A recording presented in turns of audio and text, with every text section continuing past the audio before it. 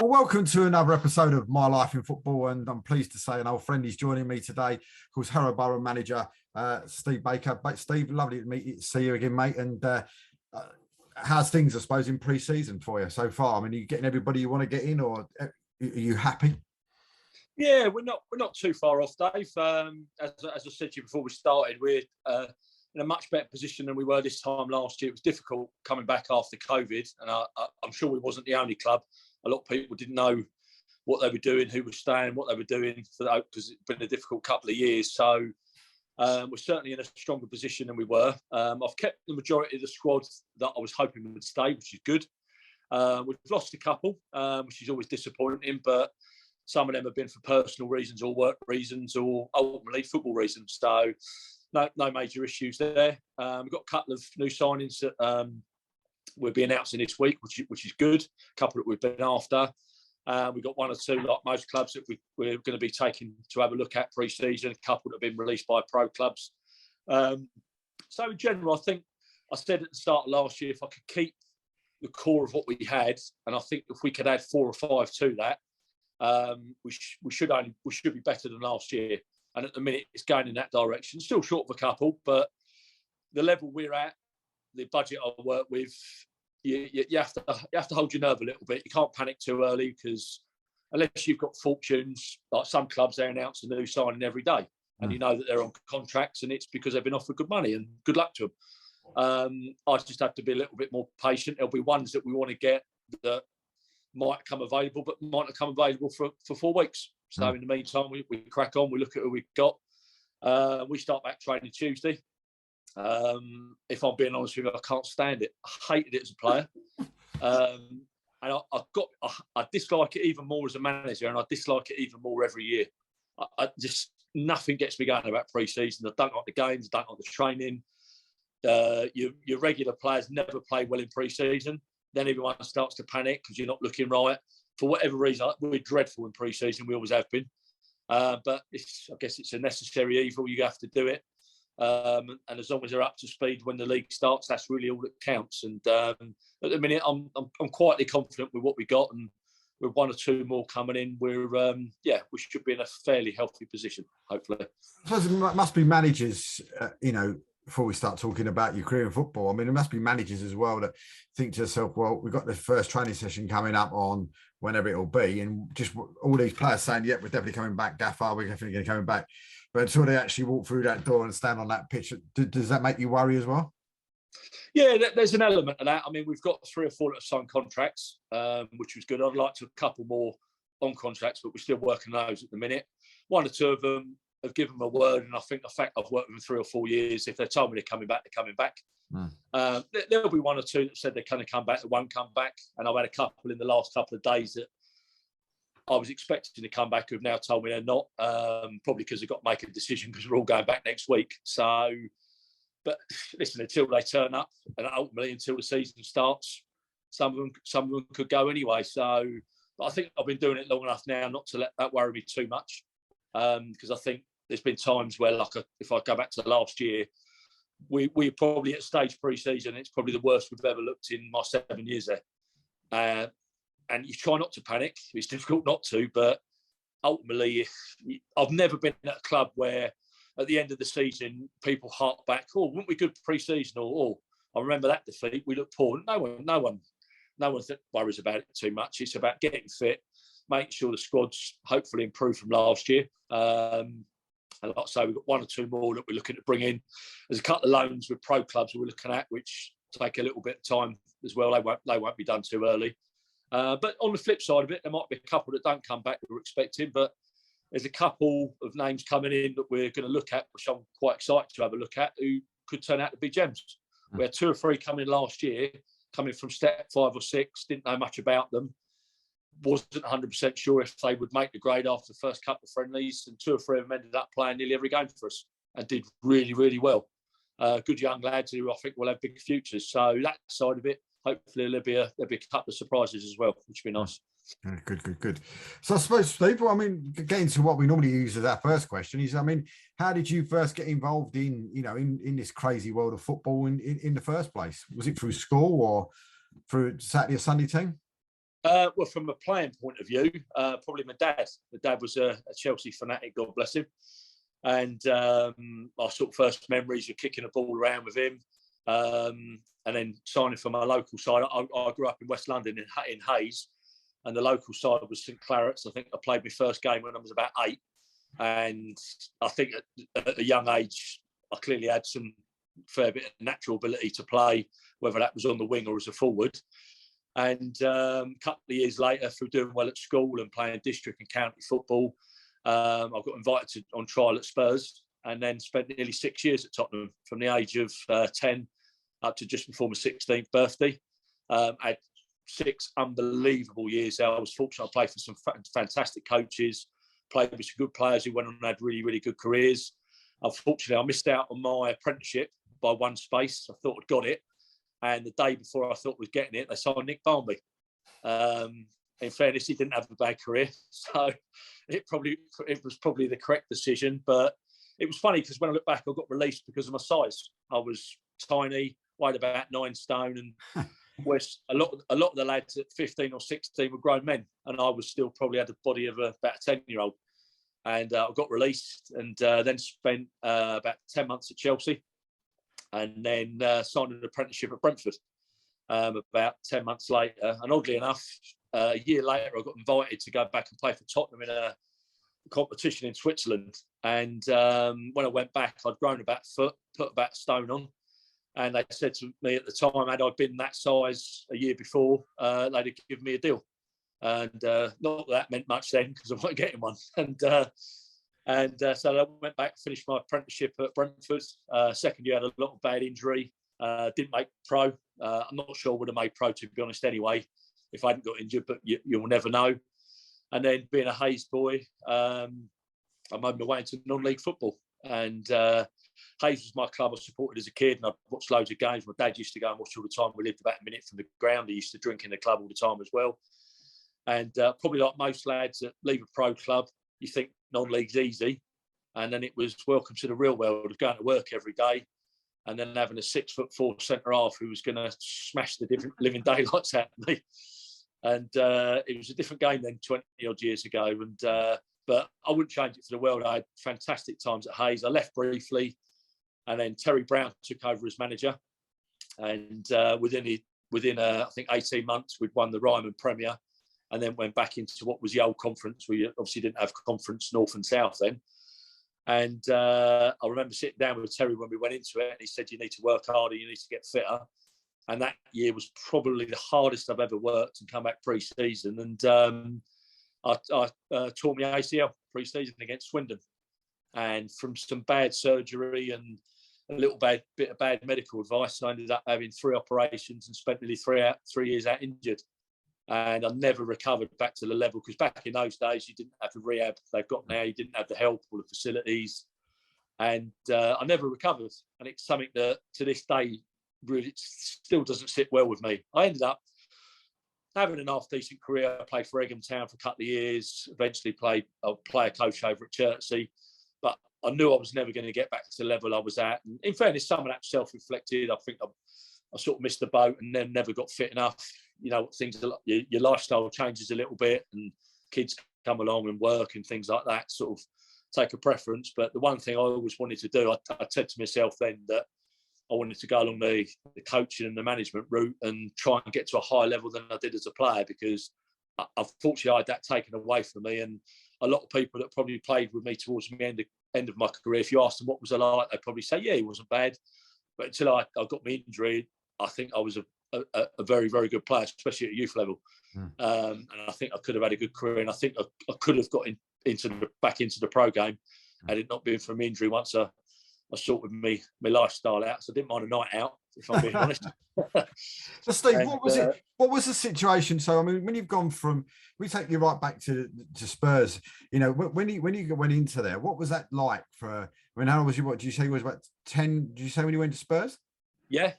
So what was that like for a 10-year-old playing with your mates, like, just local football, and then all of a sudden you're turning up to Tottenham and actually having to go training with them in their centre of excellence there? I mean, did you feel the difference straight away with the coaching and the environment?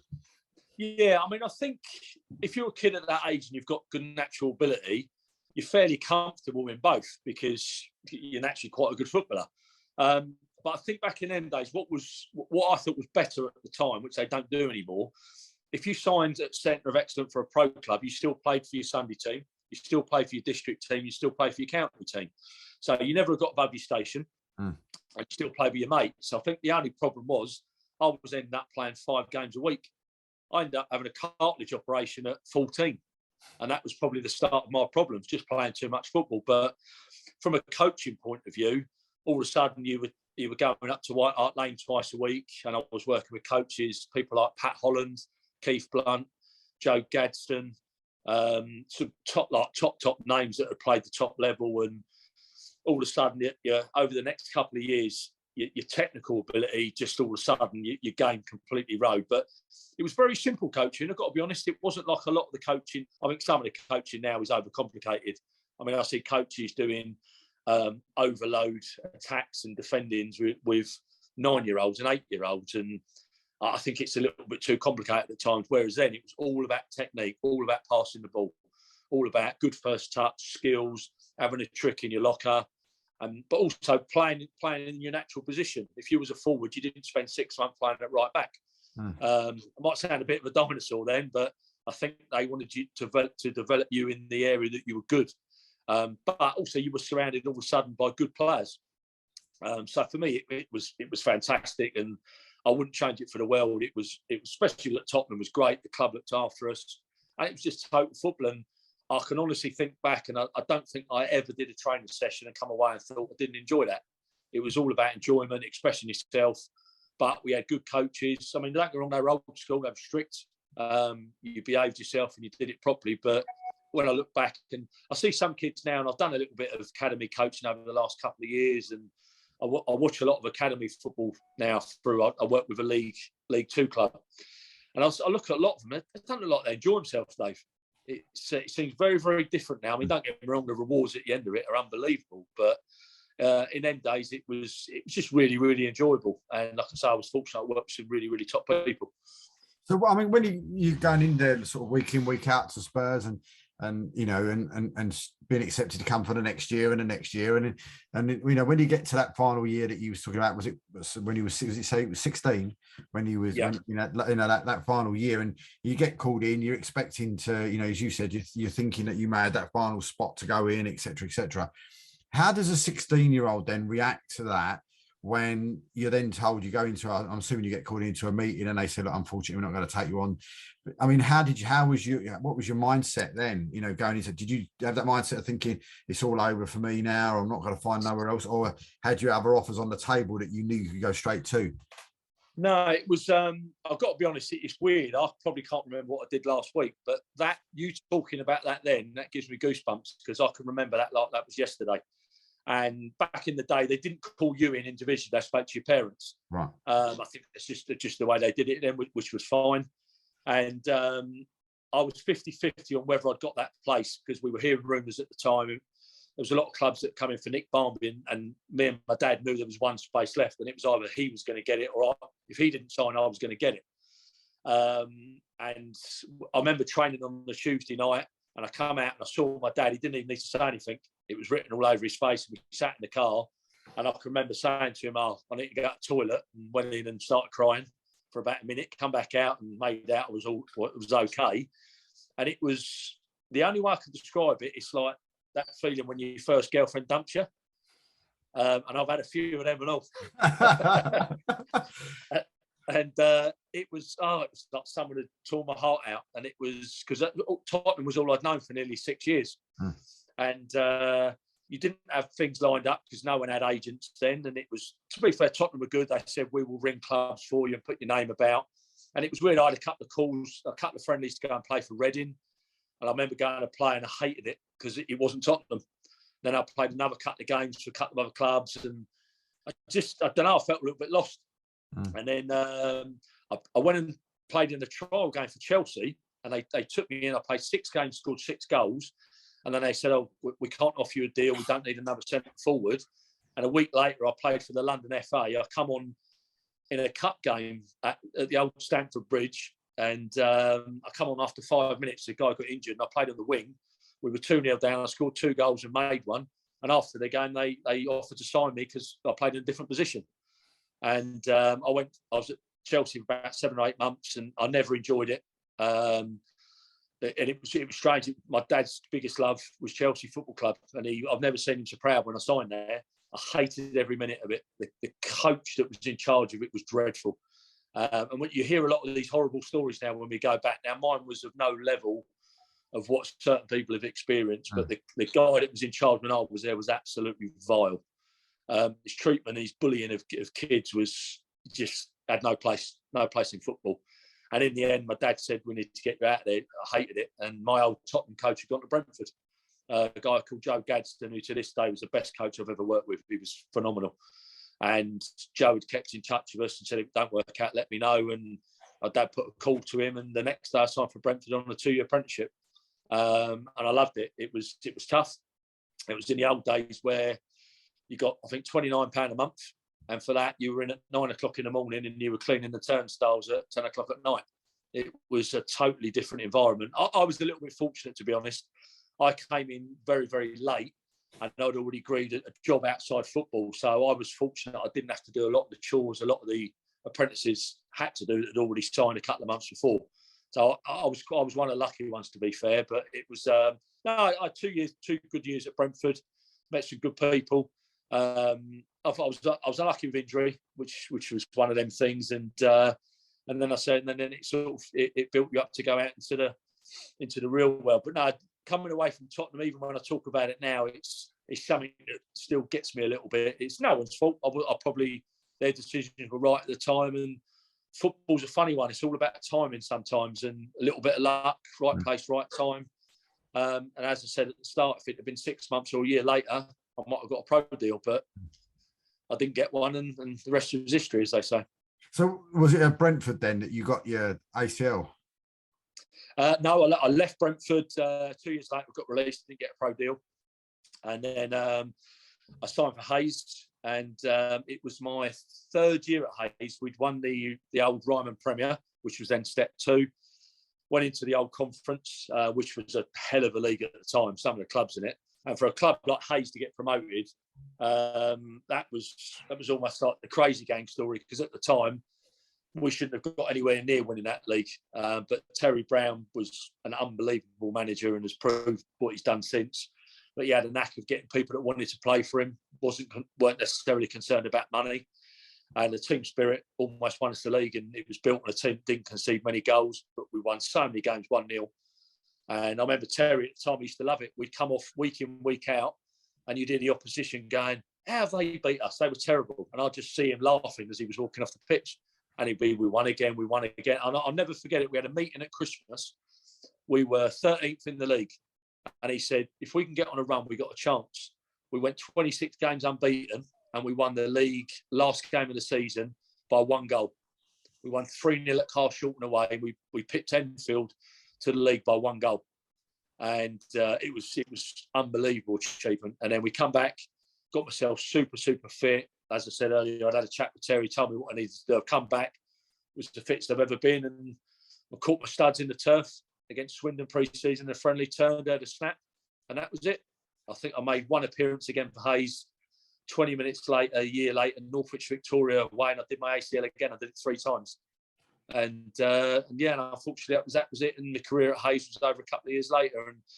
And that along with leaving Tottenham, that's the one thing that still gets me to this day. And I've actually taken that negative into a positive, because Hayes was the biggest love of my life for football. I adored the club. I loved the people there. I grew up in Hayes.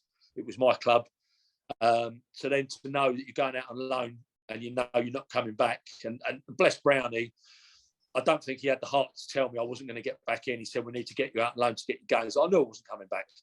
And it was, to this day, it still sits with me that I'll never play for them again. And it's the one thing that probably kept me going, because I never got back to where I wanted to as a player, but it gave me enough sort of motivation to keep me pushing to get where I am now on a management side, and hopefully to get where I want to get one day on the other side of it. So it's bittersweet. So when you come out of Brentford and then you're going into Hayes, I mean, again, there's got to be some difference there. You're going from a professional club in Brentford, and then you're going into Hayes. How does a young sort of Steve sort of get his head around that?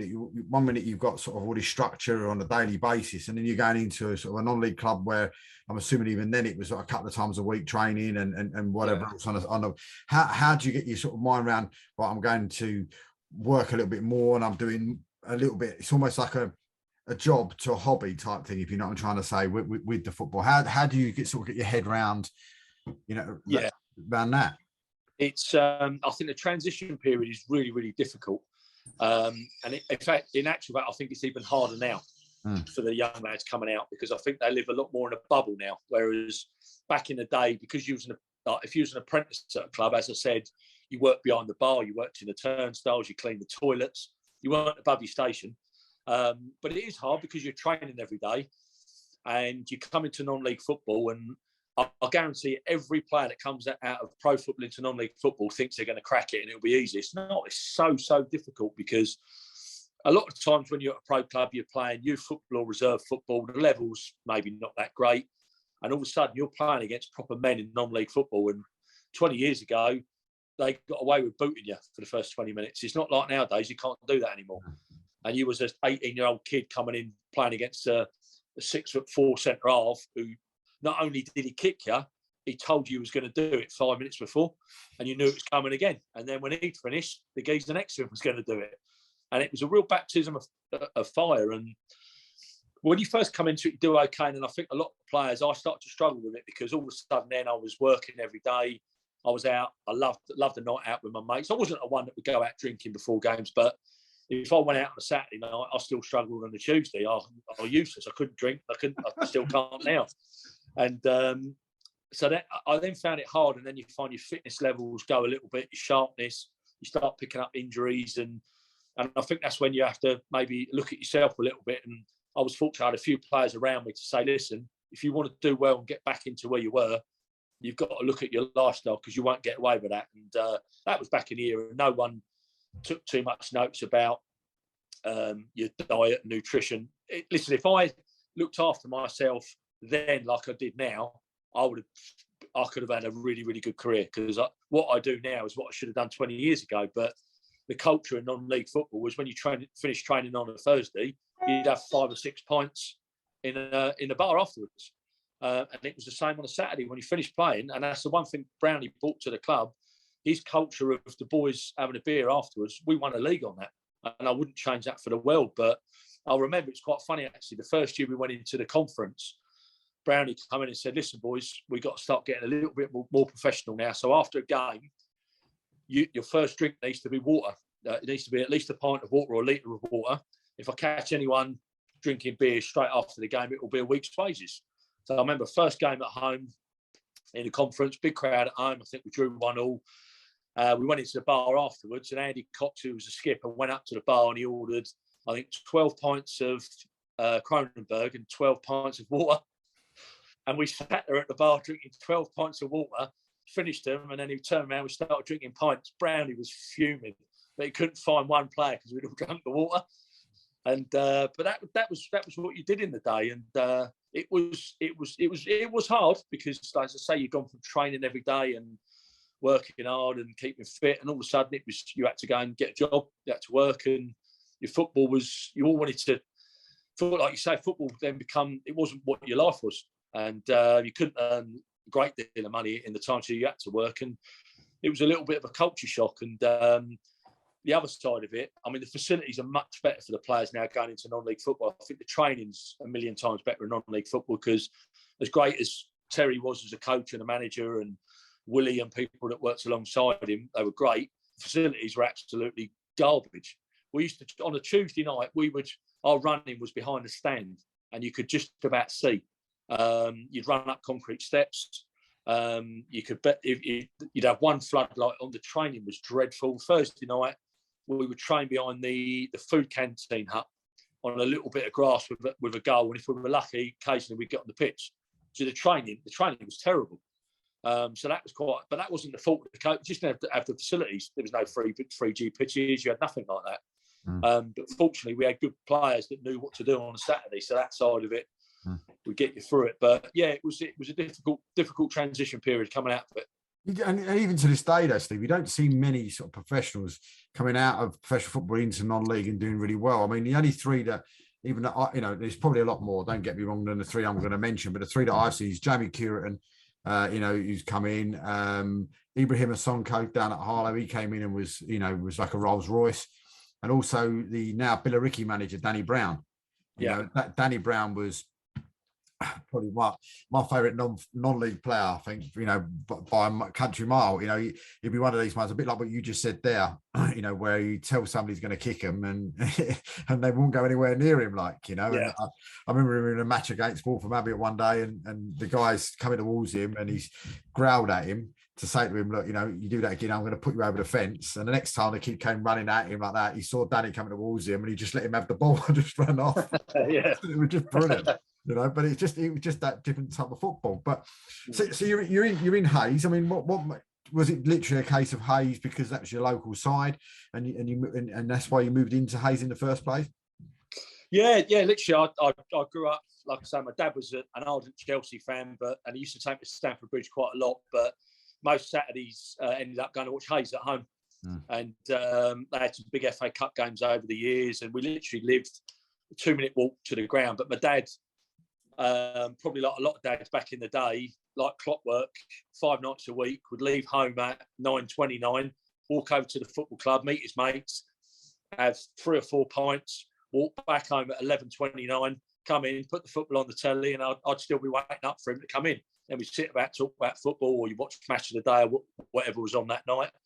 And then as I got older, I started to pop over the club with him, and I got to know a few people over there. And basically, when I was coming to the end of my apprenticeship, I think it was the kit man at the time, had said to my dad, "Oh, right, if Steve doesn't get anything, we can get him in at Hayes."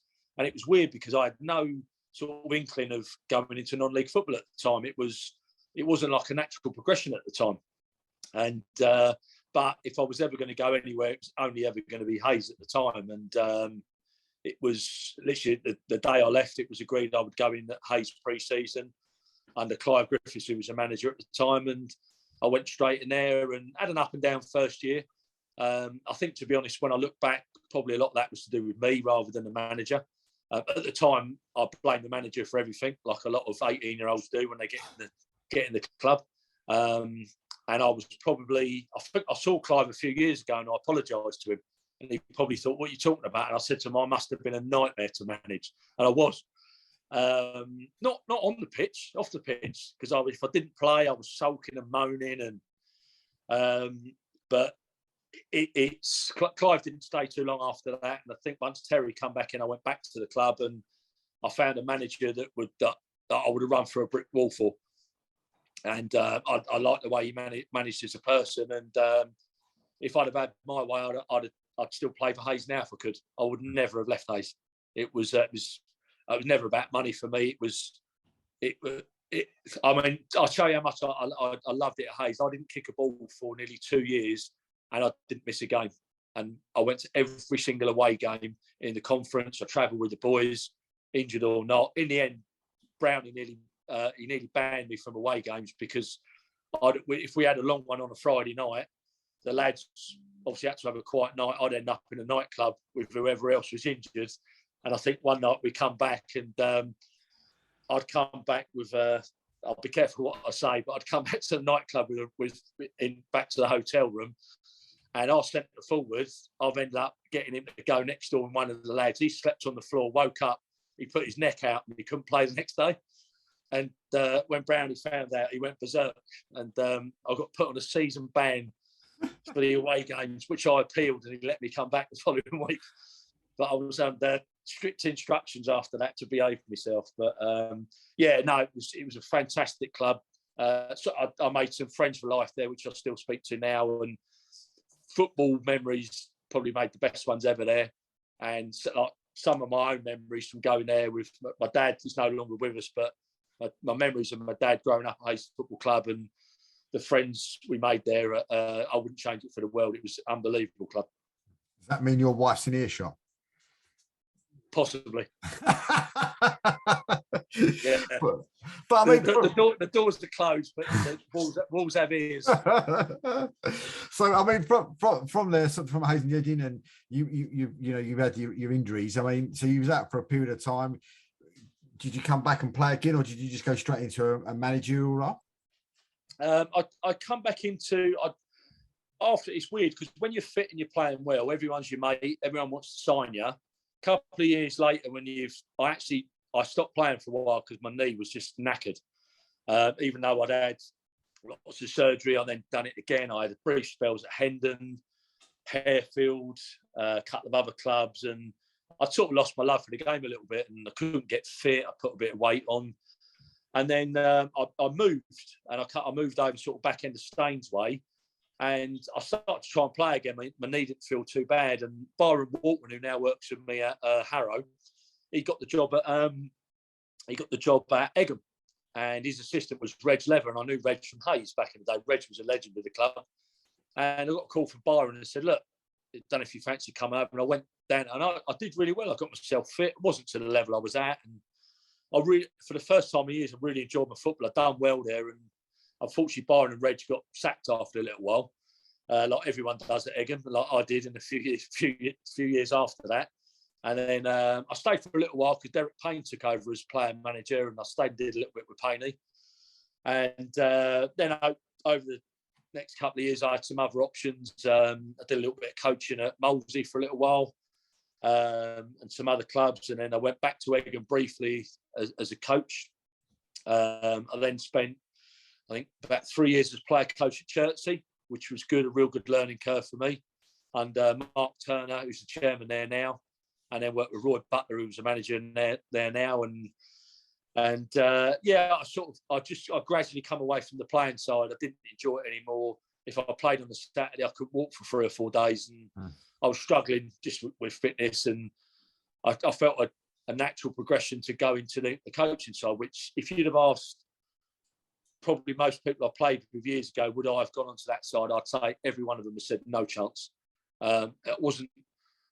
It wasn't that I didn't fancy myself to do it. I loved the night out. I loved the laugh. I loved messing about. I loved the prank. I probably wouldn't have been the sensible one in the changing room that you would have thought he'll go along that route. And it was only then when I thought I want to stay involved that I think to then maybe transfer yourself to the other side, you've got to try and maybe change a little bit. As player coach, you could do it. You could have a laugh and still be with the players. But as time goes, I think you then start to maybe have to change a little bit of where you are. And that I was fortunate that I got that opportunity at Chertsey with Mark and with Roy. And once I started getting involved in that side of it, I could feel that's what I wanted to do. I started to enjoy that more than the natural playing. So, I mean, when did it come about moving into to Harrow Borough? Well, Harrow was, I got my first manager's job at Egham. And I did a couple of years over there, which was, majority of it was great. It was a really good learning curve. Like every manager that's left Egham, it always ends a little bit strange. And listen, I'm not talking out of turn there. Chairman Pat was great to me most of the time. I felt I was unduly sacked because I'd asked to see him about something, and when I turned up, he sacked me. So that was an odd one. But listen, I still see him now and then. I don't hold a grudge. It's football. It is what it is. And then I was coached with Gary Meakin over at Wingate Finchley for 6 months, which again was a good learning curve. And that's another one of those really, sorry, Steve, interruption you, but it's just that's another. That Wingate's a really interesting ground, isn't it? As well, it always makes me laugh. I've been there a couple of times when we have to look left and right when you come out the changing rooms just to make sure you don't get run over by a car. Yeah. It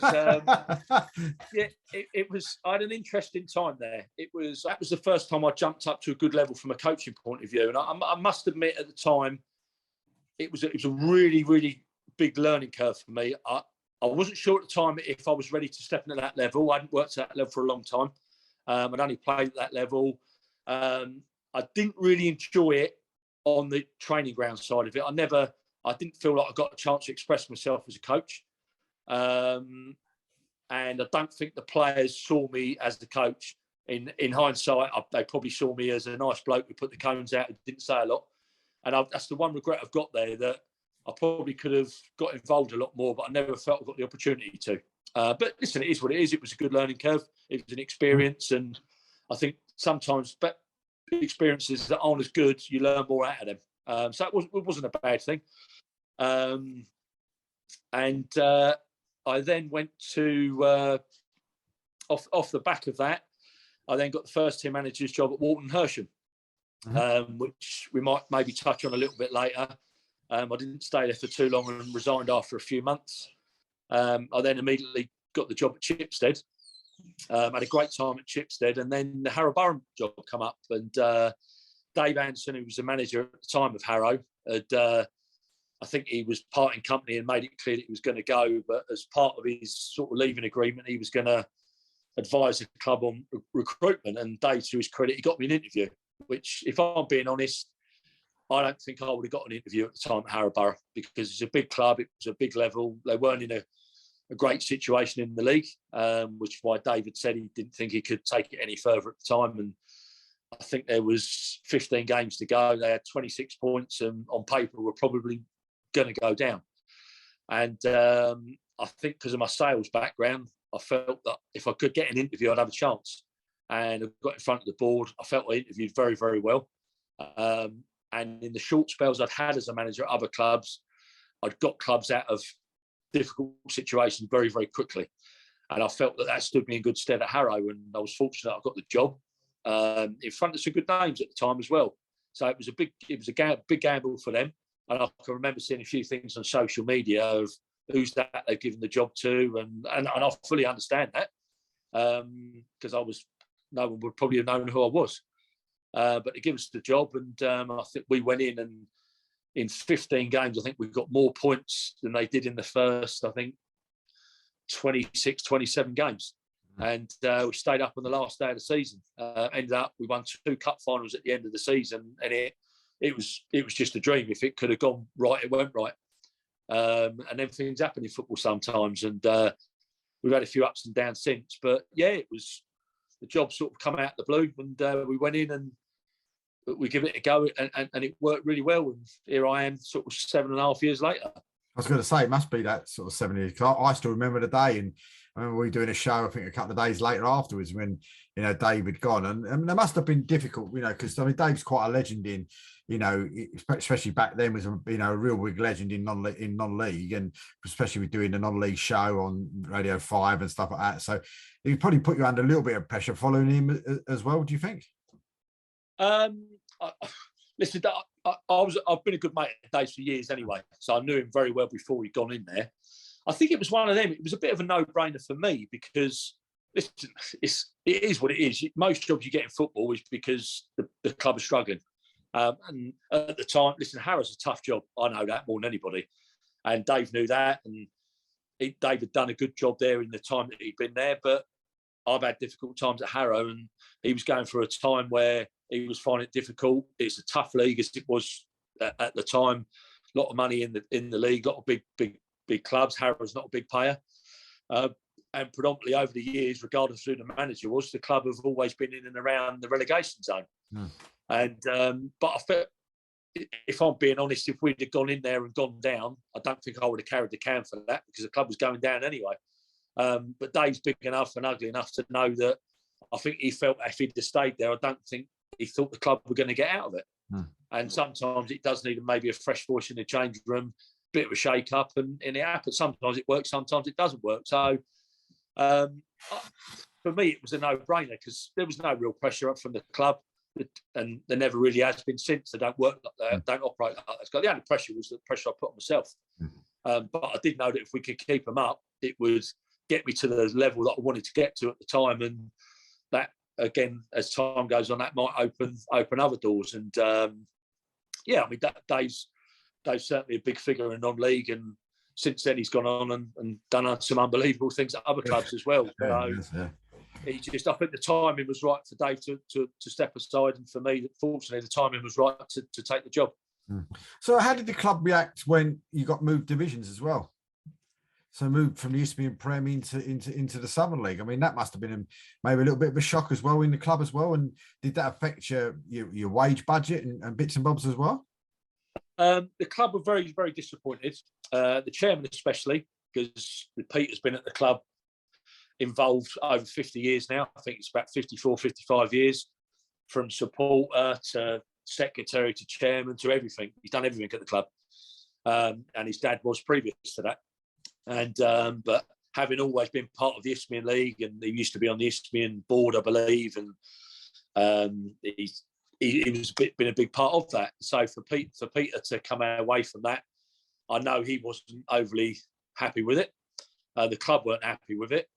I've got to be honest, at the time, I was okay because it felt like a bit of a fresh challenge. And I felt the Isthmian League was a really, really tough league. And oddly enough, the year we come out of it was the best we'd done. I think we ended up finishing 9th or 10th in the league, and we did really, really well. We had a great end to the season that year. And all of a sudden, we get thrown into the league, and I don't mean it rudely. I'd not heard of half the teams, let alone the areas. But it was first year was a great season for us. We just missed out the playoffs, and it was brilliant. I really, really enjoyed it. I've got to be honest, I think after the first year, the novelty of the travelling and the clubs, the following 2 years, albeit obviously we lost them both through COVID, it then becomes a bit of a slog. The travelling's hard, the recruitment's difficult. I've lost a couple of players already this year, and I think I might be about to lose another one today because of the travelling. It's tough. We had like times last year, Truro on a Saturday, which is the whole day. We then had Taunton away on a Tuesday night, Weston-super-Mare again on a Saturday, Merthyr on a Saturday, Tiverton on a Saturday. And some of your lads are earning 60, 70 quid a week. And it's very, very difficult. I mean, the club, we don't have a big budget. We've probably got bottom 3, bottom 4 budget in the league. But the club, I'll give the club their due. We've kept the same budget. It's not gone down. So when we transferred over, although the club had additional outlay with coach journeys and things like that, your gates have gone down. One, because of COVID, we lost a few people. But when you're at home to Weston-super-Mare, they don't bring hardly anyone, or Tiverton or Taunton and clubs like that. I think the biggest gate that anyone's bought was, funny enough, was Merthyr Tydfil the first year. They bought about 300 with them. But so it's a very, very tough league. And this year will be better because some of the clubs that have gone out, some of the clubs that have gone back in. We did think we were getting Leatherhead a couple of weeks ago, and then lo and behold, Merthyr have reappeared. But listen, I've got no problem with that. Merthyr's a really nice club. From a personal point of view, I'm about 20 minutes from Leatherhead, so it would have been nice. But it's a tough league, it's a strong league. It's physically hard, but the travelling that adds a little bit more difficulty to the league as well. And Plymouth Parkway this year as well, yeah. Yeah, we go to Plymouth twice. You couldn't make that one up. I had to slip that one in quickly. But yeah, we'll be going there hopefully early, get them out of the way. But I mean, you must be settled into it now, though, into the league, though, now, and more comfortable within the sort of surrounds of the Southern League now. Feel like a Southern League club now more than than an Isthmian League club. Yeah, it feels like we haven't been in Isthmian League for donkey's years now. And as soon as you get your fixtures out, you know what's coming, you know where you're going. Obviously, we've got a few new faces this year with a few coming up and whatnot. But I think this year, the league will be interesting this year. I think it'll be a bit more of an open or level playing field this year. Financially, what some of the clubs were punching at last year was a world apart from what we do. And I'm not moaning about that. Good luck to them. It is what it is. If you can spend a load of money and you get out in the league, good luck to you. I've got no problem with that at all. Listen, there's occasionally you do hear some stories and then you hear clubs saying that everyone's on 50, 60 quid a week. And I'm like, well, no, they're not. But that's how one or two choose to do it. But yeah, ultimately we're a Southern League club. We will be again next year. But I think, as I said, with who's come up, I think it could be an interesting league this year. There's a few clubs maybe won't have the firepower they had last year. Financially, things have maybe changed a little bit. One or two that have come into the league, I don't think there'll be massive hitters financially. So you look at it and you think, well, if we could improve on, we had a good season last year. We punched above in the league where we should finish. Because I still think ultimately your league position should probably reflect your budget. So we finished around mid-table and we had a great FA Cup run. So we had really enjoyable season for me. We just wasn't strong enough as a squad to push it on, which ultimately comes down to finance. But with a bit more experience with the players this year and the ones that have stayed, I'd like to think that hopefully we can try and push a little bit further next year. But you never know until you start. There'll be a few surprise packages, and might be a few that do better than we expect. And hopefully we could be one of them. Would be nice. Oh, absolutely. Well, listen, Steve, time's run away from us, but it's been a fantastic little chat with you today, and I appreciate you learning more about Steve and and about your early times and getting down to the nightclubs that the missus still don't know nothing about. We try and keep it quiet from us, don't worry. And it's been a great chat. No, I've really enjoyed it, Dave. I could have told you loads of stories, but you wouldn't have been put any of them on YouTube, let alone any non-league channel. But that's maybe for a pint and a different conversation. But exactly. We'll get the Southern League. We'll get the Southern League to do an after 9 o'clock show, and we'll be all right. Yeah, no, I'd have some good stories for you now. But no, it'd be good again. Hopefully, it's come on during the season, and hopefully we'll be going the right direction we need to go, and hopefully take myself and the club on where we want to go next year. Oh, absolutely, Steve. Massive thanks, mate. Thank you, and wish you all the best for Harrow this season. And of course, a massive thank you to everybody for watching again tonight. And from me and Steve, for tonight, good night. Cheers, Dave. Thanks.